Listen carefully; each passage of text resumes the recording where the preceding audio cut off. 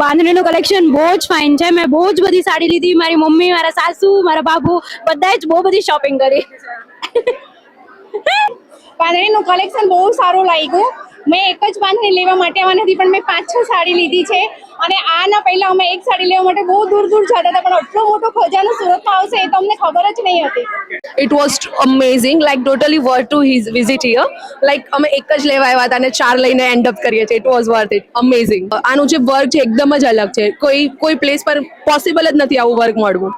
મને કલેક્શન તો યુનિક અને બહુ જ સરસ લાગ્યું અને બધાએ જ અહીંયા વિઝિટ કરવું જોઈએ, કારણ કે આવું કલેક્શન સુરતમાં મેં અત્યાર સુધીમાં તો નથી જોયું, પણ બેસ્ટ કલેક્શન છે અત્યારનું.